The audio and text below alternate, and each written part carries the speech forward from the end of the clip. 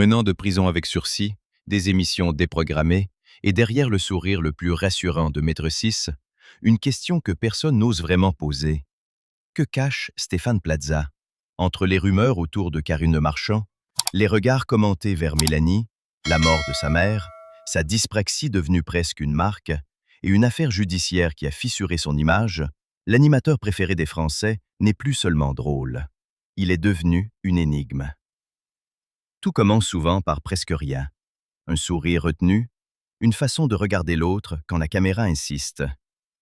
Avec Stéphane Plaza, c'est précisément ce genre de détails qui aurait nourri les rumeurs autour de Mélanie. Rien n'a été officiellement confirmé, et il faut le rappeler avec prudence. On parle ici d'interprétation du public, de séquences commentées, de gestes observés, parfois sortis de leur contexte. Mais dans l'univers télévisuel, une impression suffit parfois à devenir une histoire. Certains téléspectateurs ont pu voir entre eux une complicité dépassant le cadre professionnel, une chaleur particulière, une proximité difficile à ranger dans la simple camaraderie. D'autres, au contraire, estiment que ces supposées preuves ne prouvent rien et que l'on projette trop facilement une romance sur deux personnes simplement à l'aise ensemble. C'est là que l'affaire devient intéressante. Ce n'est pas seulement Mélanie qui intrigue. C'est la manière dont Stéphane Plaza laisse souvent planer un flou autour de sa vie sentimentale. Depuis des années, il donne beaucoup à l'écran, mais très peu dès qu'il s'agit de son intimité. Il rit, esquive, plaisante, détourne, comme s'il savait parfaitement que le mystère protège autant qu'il attire. Et ce mystère a fini par devenir une pièce centrale de son personnage public. D'un côté, les fans les plus attachés à son image voient dans ses rumeurs une preuve de sa sensibilité. Un homme tactile, spontané, démonstratif, peut-être maladroit dans ses émotions. Pour eux, il n'y aurait là rien de calculé, seulement une façon très Plaza d'exister, de créer du lien, de rendre les gens importants autour de lui. Mais de l'autre côté, une partie du public relie aujourd'hui ces mêmes images avec une distance nouvelle. Après les polémiques qui ont entouré son nom, certains se demandent si l'image du grand enfant sympathique n'a pas parfois servi de bouclier. Attention, cela ne signifie pas que ces rumeurs seraient vraies, ni qu'un sourire cachait forcément quelque chose. Cela montre surtout à quel point la perception d'une célébrité peut basculer. Hier, un regard faisait sourire. Aujourd'hui, le même regard peut créer un malaise. Et c'est précisément ce retournement qui rend l'histoire si fascinante. Vers ce moment de la vidéo, retenez bien un détail. À la fin, nous reviendrons sur un élément beaucoup plus intime, presque invisible à l'écran, qui pourrait expliquer pourquoi Stéphane Plaza a toujours semblé vouloir être aimé par tout le monde, tout en gardant les portes de sa vraie vie soigneusement fermées. Car derrière les rumeurs autour de Mélanie, la vraie question n'est peut-être pas « étaient-ils ensemble ?» La vraie question est « pourquoi le public a-t-il eu autant besoin d'y croire ?»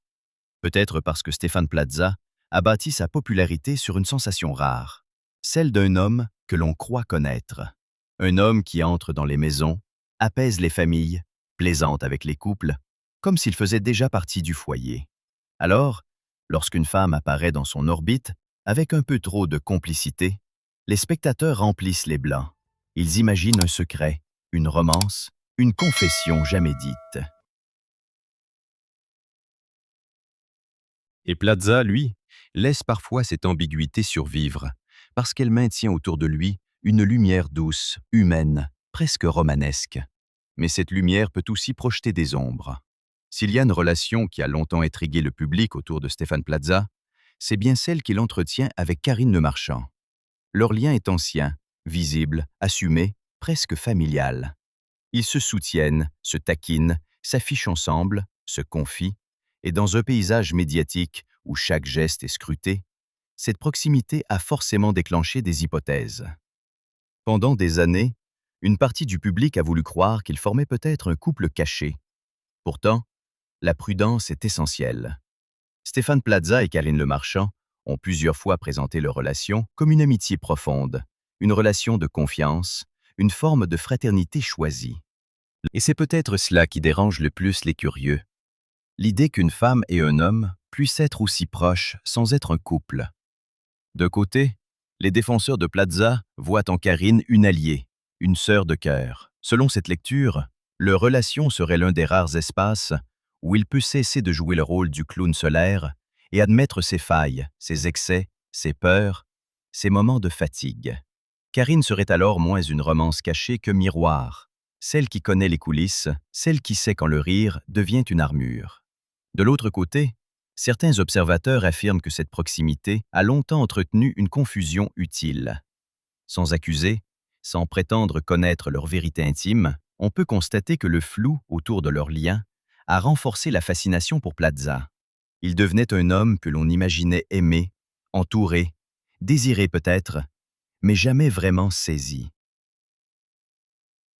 Et plus il refusait de donner une réponse simple sur sa vie amoureuse, plus les spéculations grandissaient. Ce qui rend Karine encore plus importante, c'est qu'elle semble incarner une forme de stabilité dans un parcours marqué par des tensions. Lorsque les rumeurs et les tempêtes médiatiques se sont accumulées, son nom est souvent revenu comme celui d'une proche, d'une confidente. Les internautes ont lu cette fidélité de deux manières opposées. Pour les uns, elle prouverait que Plaza n'est pas réductible aux polémiques, car ceux qui le connaissent vraiment continueraient à voir en lui un être complexe, blessé, mais pas seulement défini par ses erreurs supposées ou jugées. Pour les autres, cette fidélité poserait une question plus inconfortable. Jusqu'où l'amitié doit-elle protéger une personnalité publique lorsque son image se fissure? C'est ici que le récit devient plus profond qu'une simple rumeur sentimentale. Karine Le Marchand, dans l'imaginaire collectif, n'est pas seulement la femme qu'on lui prête. Elle est peut-être le symbole de ce que Stéphane Plaza cherche depuis longtemps. Une présence qui ne l'abandonne pas quand les caméras s'éteignent. Si leur lien fascine autant, ce n'est donc pas uniquement parce que les gens soupçonnent une histoire d'amour. C'est parce qu'il révèle une solitude possible chez un homme qui a passé sa vie à entrer dans les foyers des autres, à parler de maison, de famille et de nouveaux commencements, tout en laissant son propre cœur comme une pièce fermée à clé. Alors non, rien ne permet d'affirmer qu'il y a eu davantage qu'une amitié, mais la vraie révélation est peut-être ailleurs.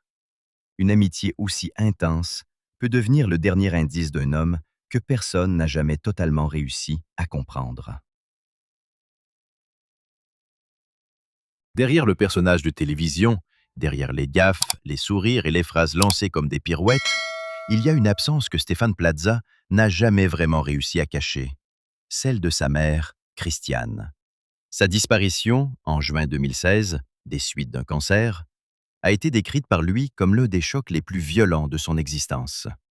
Et soudain, l'homme que le public associait aux visites d'appartements, aux éclats de rire et aux moments de légèreté, s'est retrouvé face à quelque chose qu'aucune caméra ne pouvait arranger, le vide. Selon ses propres confidences, cette perte l'aurait plongé dans une période très sombre, presque une chute intérieure. Ce n'était plus seulement un fils en deuil. C'était un homme qui semblait perdre une partie de son équilibre, comme si la personne qui le connaissait le mieux avait emporté une clé essentielle de son identité. Les internautes ont souvent vu Plaza comme un animateur joyeux, mais ceux qui relisent ses messages dédiés à sa mère comprennent que Christiane n'était pas une présence secondaire dans sa vie. Elle était une figure centrale, presque sacrée, la femme à qui il revenait dans les moments de doute, celle dont l'amour semblait lui servir de refuge. Et c'est ici que deux lectures apparaissent. Pour une partie du public, cette blessure explique peut-être certaines contradictions de Stéphane Plaza, son besoin de faire rire, son énergie parfois excessive, son désir d'être aimé, applaudi, rassuré. Dans cette hypothèse, le rire ne serait pas seulement un trait de caractère, mais une stratégie de survie, une manière de transformer l'angoisse en spectacle et la fragilité en charme. Chaque blague deviendrait alors une tentative de repousser le silence. Mais une autre partie du public refuse d'utiliser la douleur comme explication globale. Selon cette lecture plus sévère, avoir souffert ne suffit jamais à comprendre ou à excuser les ondes d'ombre d'une personnalité publique. Le deuil humanise, oui, mais il ne doit pas devenir un rideau derrière lequel tout disparaît. C'est cette tension qui rend son parcours si difficile à regarder sans nuance. On voit un homme sincèrement brisé par la perte de sa mère, mais aussi une célébrité dont l'image a ensuite été fragilisée par d'autres controverses. Et au milieu de tout cela, il y a un autre regret, plus discret, mais profondément révélateur. Stéphane Plaza a souvent laissé entendre qu'il aimait les enfants et qu'il aurait aimé devenir père. Aujourd'hui encore, il n'a pas d'enfant, et ce manque semble peser davantage avec les années. Certains y voient simplement le résultat d'une vie trop rapide, trop occupée, trop exposée. D'autres pensent que la question est plus intime. Peut-être n'a-t-il jamais trouvé la personne avec qui construire cette famille? Peut-être a-t-il eu peur de transmettre ses propres failles? Ou peut-être le divorce de ses parents, vécu dans l'enfance, a-t-il laissé en lui une méfiance profonde envers l'idée du foyer parfait? Rien ne permet de trancher. Mais ce que l'on peut dire, c'est que Stéphane Plaza a passé sa carrière à aider des familles à trouver un toit, tout en donnant l'impression de chercher lui-même une maison intérieure qu'il n'a jamais totalement habitée. Et sous cet angle, une phrase résonne plus fort que toutes les rumeurs. Parfois, ceux qui nous font le plus rire sont aussi ceux qui ont le plus peur de rester seuls avec leur chagrin. Pendant longtemps, la maladresse de Stéphane Plaza a fait rire la France. Une chaise bousculée, un objet qui tombe, une porte mal négociée, et le public retrouvait ce personnage qu'il croyait connaître, le professionnel compétent mais gauche, l'expert immobilier qui casse presque autant de choses qu'il ne vend de maison. À l'écran, cette particularité a été transformée en ressort comique, presque en signature. Elle a rendu Plaza différent des animateurs trop lisses. Mais derrière cette image amusante, il y aurait une réalité moins légère. La dyspraxie, un trouble affectant la coordination des gestes. Stéphane Plaza a déjà évoqué cette condition, qui pourrait expliquer ces gestes mal contrôlés, les objets qui tombent, les chocs, les blessures. Et c'est là que l'histoire change de couleur. Ce que la télévision présentait comme une fantaisie attachante pouvait aussi être, au quotidien, une source de fatigue ou de frustration. D'un côté, beaucoup de fans estiment que cette maladresse l'a humanisé. Dans un monde médiatique obsédé par la maîtrise, Plaza apparaissait comme l'inverse du présentateur impeccable. Il pouvait rater un geste, rire de lui-même et transformer l'accident en complicité avec le public. Pour eux, sa dyspraxie, ou ce que l'on associait à sa maladresse, a cassé la distance entre la star et les gens ordinaires. Il n'était pas au-dessus des autres, il était parmi eux. Mais de l'autre côté, certains se demandent si cette image n'a pas été utilisée jusqu'à l'épuisement. Car lorsqu'un trait personnel devient une marque, il cesse parfois d'appartenir à la personne. Il devient une attente. On ne demande plus à Stéphane Plaza d'être simplement lui-même. On attend qu'il fasse rire, qu'il détende l'atmosphère, qu'il arrive avec son énergie débordante, même les jours où il n'a peut-être plus la force. Selon plusieurs confidences, cette obligation permanente de bonne humeur aurait fini par peser lourd. Plaza aurait connu des périodes de grande fatigue, de pression intense, voire de burn-out. Là encore, il faut rester prudent. Nous ne sommes pas dans sa tête, et il serait injuste de réduire sa vie intérieure à quelques déclarations. Mais le mécanisme est connu. Plus le public aime une version de vous, plus il devient difficile de lui montrer une autre version. Comment dire que l'on va mal quand tout le monde attend que vous soyez le rayon de soleil? Comment admettre l'épuisement quand votre valeur publique repose sur l'énergie? Dans le passé, il a aussi été question, de manière apportée, d'une consommation d'alcool utilisée comme soupape face à la pression, et Karine Le Marchand aurait été décrite comme inquiète pour lui à certains moments. Rien ne doit être transformé en certitude spectaculaire, mais ce détail alimente une lecture plus sombre. Peut-être que le clown médiatique était parfois un homme en surcharge, cherchant des moyens imparfaits de tenir debout. Depuis que son image a été ébranlée, même cette maladresse autrefois attendrissante est regardée différemment. Ce qui faisait sourire devient ambigu. Ce qui semblait spontané est réexaminé. C'est cruel, mais c'est ainsi que fonctionne la célébrité. Elle adore simplifier les gens, puis elle les punit lorsqu'ils se révèlent plus compliqués que prévu. Stéphane Plaza avait fait de son imperfection une force. Mais quand l'imperfection cesse d'être mignonne et commence à interroger, tout le personnage vacille. Le choc le plus violent dans l'histoire publique de Stéphane Plaza n'est pas venu d'un regard ambigu, ni d'une rumeur sentimentale, mais d'une décision judiciaire qui a fait trembler tout ce que son nom représentait. En février 2025, selon plusieurs médias français, L'animateur a été condamné en première instance à 12 mois de prison avec sursis pour violence conjugale sur une ancienne compagne, tout en étant relaxé d'autres accusations visant une seconde plaignante. Ses avocats ont annoncé leur intention de faire appel, ce qui signifie qu'il faut parler avec rigueur sans transformer un dossier judiciaire en tribunal médiatique. Mais même avec cette prudence, l'impact a été immédiat. Maître 6 a déprogrammé les émissions dans lesquelles il apparaissait, et le visage familier qui rassurait les familles depuis près de 20 ans a soudain disparu de l'écran comme une porte qui se referme. Pour une partie du public, cette condamnation a brisé quelque chose d'irréparable. Les téléspectateurs ne voyaient plus seulement l'agent immobilier maladroit qui plaisantait dans les salons, mais un homme associé à une affaire grave, impossible à dissocier de son image. Dans ce premier courant d'opinion, le sentiment dominant est la trahison. Comment celui qui entrait dans les foyers avec tant de chaleur pouvait-il être mêlé à une histoire aussi sombre? La colère vient justement du contraste. Plus l'image était douce, plus la chute paraît brutale. Mais un second courant insiste sur la nécessité de respecter les étapes de la justice, surtout lorsqu'un appel est annoncé. Ces personnes ne disent pas forcément qu'il faut oublier ou minimiser. Elles rappellent plutôt que l'émotion collective ne doit pas remplacer la procédure et qu'une personnalité publique, même très connue, ne doit pas être jugée uniquement par les réseaux sociaux. Ce débat a coupé le public en deux.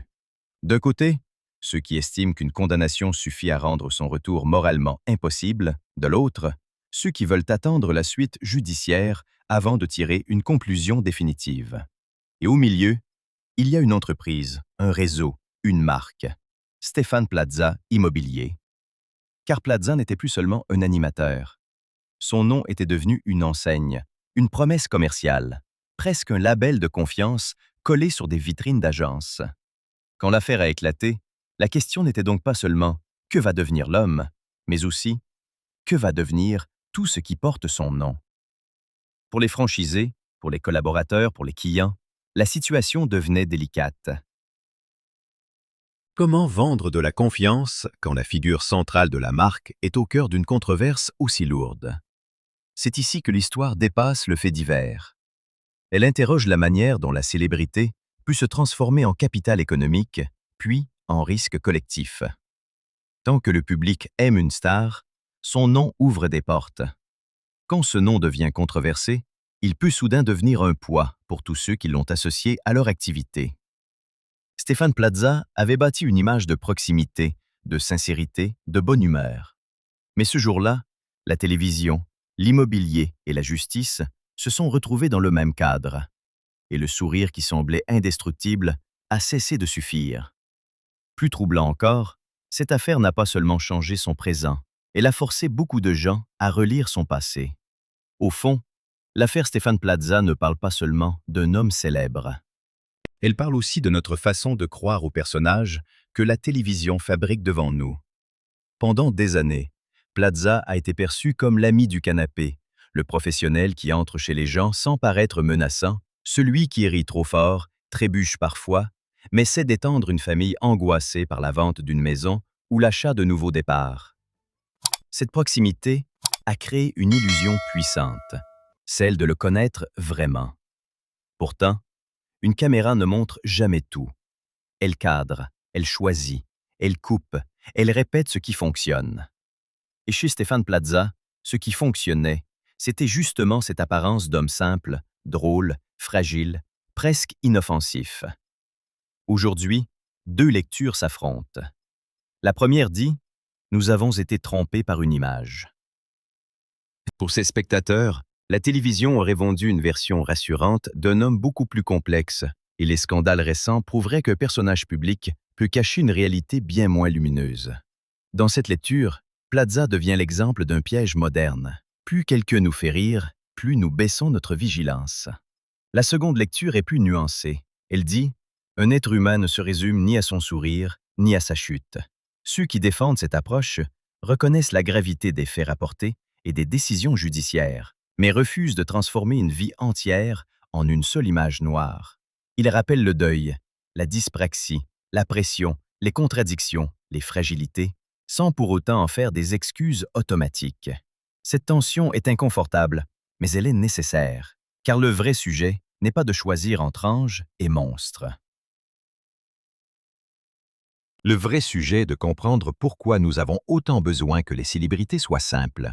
Nous voulons des héros lisibles, des gentils évidents, des coupables évidents, des histoires qui tiennent en une phrase. Or, la vie publique de Stéphane Plaza ressemble plutôt à une maison dont on aurait visité seulement le salon, avant de découvrir que les pièces fermées contenaient des secrets, des blessures, des contradictions et peut-être des vérités que personne ne voulait entendre. Et c'est là que revient le détail annoncé plus tôt, ce besoin presque permanent d'être aimé. Quand on relit les rumeurs sentimentales, l'amitié intense avec Karine Le Marchand, la blessure laissée par sa mère, le regret de ne pas être père, la peur possible du foyer brisé, la maladie transformée en gag et la pression d'être toujours drôle, une hypothèse se dessine.